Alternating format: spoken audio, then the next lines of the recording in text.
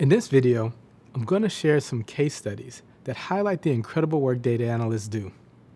Each of these scenarios shows off the power of data-driven decision-making in unexpected ways. The first story is about Google. As I mentioned a little while back, here at Google, our mission is to organize the world's information and make it universally accessible and useful. All of our products, from idea to development to launch, are built on data and data-driven decision-making.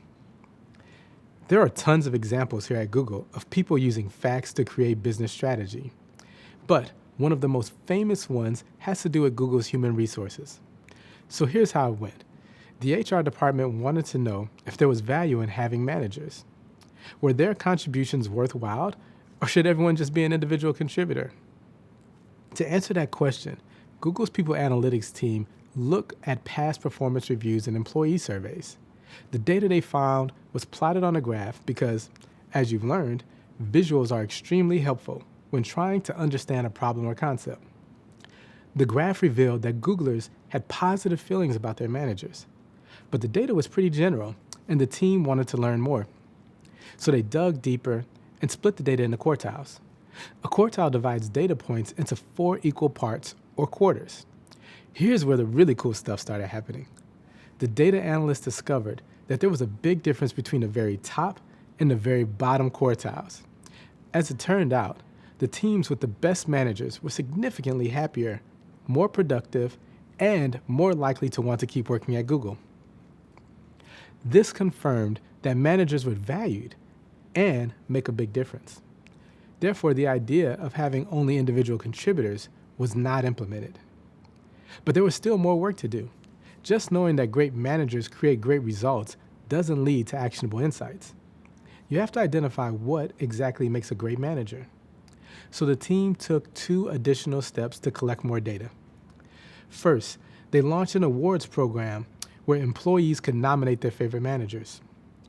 For every submission, you had to provide examples or data about what makes that manager great. The second step involved interviewing managers who are graphed on the top and bottom quartiles. This helped the analytics team see the differences between successful and less successful management behaviors. The best behaviors were identified, as were the most common reasons for a manager needing improvement. The final step was sharing these insights and putting a procedure in place for evaluating managers with these qualities in mind. This data-driven decision continues to create an exceptional company culture for my colleagues and me. Thanks, data. Another interesting example comes from the nonprofit sector. Nonprofits are organizations dedicated to advancing a social cause or advocating for a particular effort, such as food security, education, or the arts. In this case, data analysts research how journalists can make a more meaningful impact for the nonprofits they would write about. Because journalists write for newspapers, magazines, and other news outlets, they can help nonprofits reach readers like you and me, who then take action to help nonprofits reach their goals. For instance, say you read about the problem of climate change in an online magazine.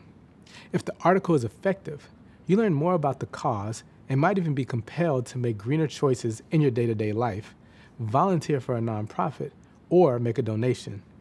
That's an example of the journalist's work bringing about awareness, understanding, and engagement. So, back to the story. The data analysts used a tracker to monitor story topics, clicks, web traffic, comments, shares, and more. Then they evaluated the information to make recommendations for how the journalists could do their jobs even better. In the end, they came up with some great ideas for how nonprofits and journalists can motivate people everywhere to work together and make the world a better place. There's really no end to what you can do as a data analyst. As you progress through this program, you'll discover even more possibilities.